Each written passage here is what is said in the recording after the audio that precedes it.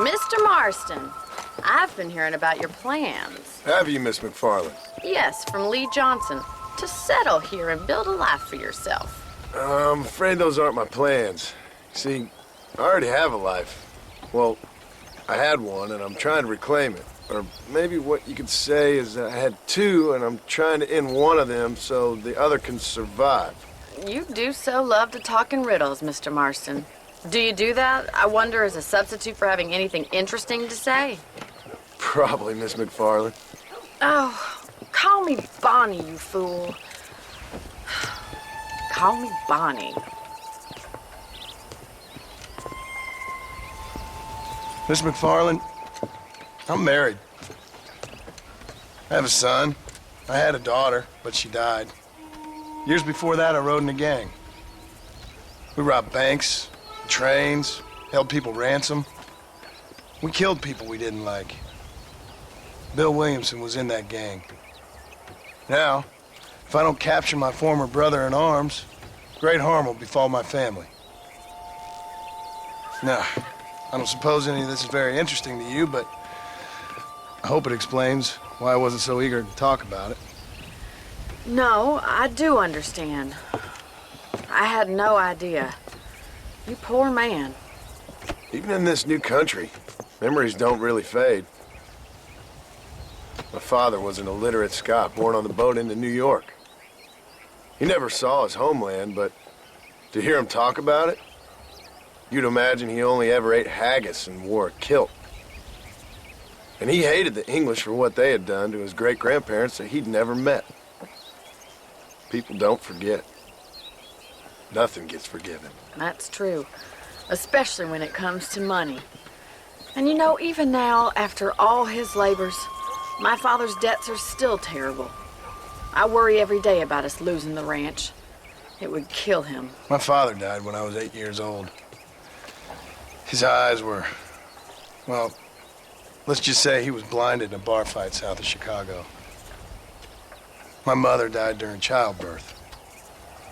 She was a prostitute, and he was her, well, I don't know what he was. So I was sent off to an orphanage and ran away and fell in with a gang. My word. What a difficult life you've lived. The leader of the gang taught me how to read, taught me how to see all that was good in the world. He was a great man in a way. But you killed people. Sure. And I've suffered for it. And that's the life I left, or tried to leave. Said too much, Bonnie. I'm an uneducated killer, sent here to do all I can do well. Kill a man in cold blood so that another man may do his part to cut crime in an area, and a rich man can be elected governor on the back of these promises. Civilization is a truly beautiful thing, Mr. Marston. Listen, can you help me? Well, I can try. What do you need, money? No, nothing so complicated. I need an extra hand to take out the herd to pasture. Sure. Point me in the right direction.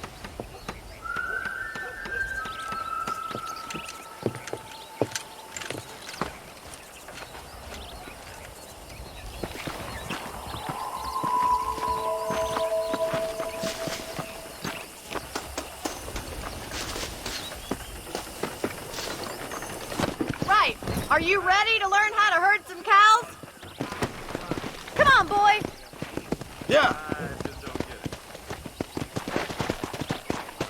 Thank you for telling me all that back there. It must have been hard for you. Hope you understand now why I've been playing my cards somewhat close to my chest. I didn't know you had a wife and child. Then again, I don't think I ever asked. They're lucky to have a man like you. I ain't so sure about that, but thank you.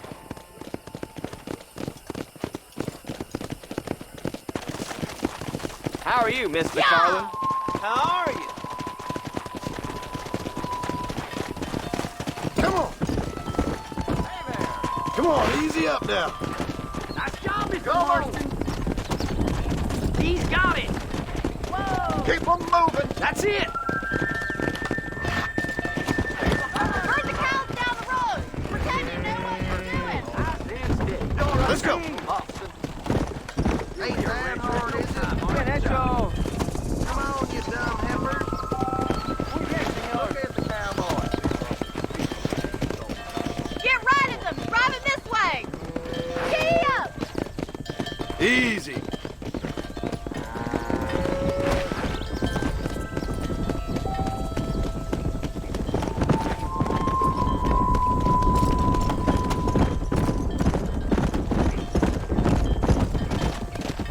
Let's go.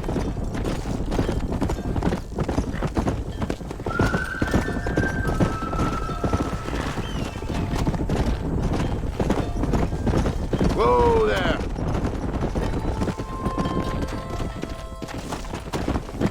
Hey. Keep going, Mr. Marston! Good! Now we need to move this entire herd out to the far pasture for grazing!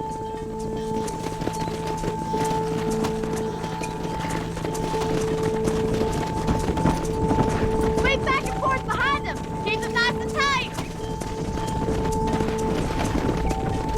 Go. Whoa.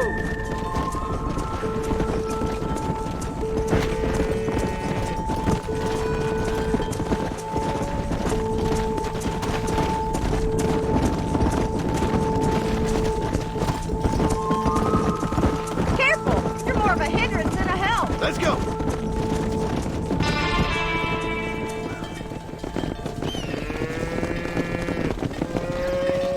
You're not bad with the herd. Ranching might be your true calling, Mr. Marston. Either that, or you were a cow in a past life. Thank you, Miss McFarland. I'll see you later. I have work to do back at the ranch.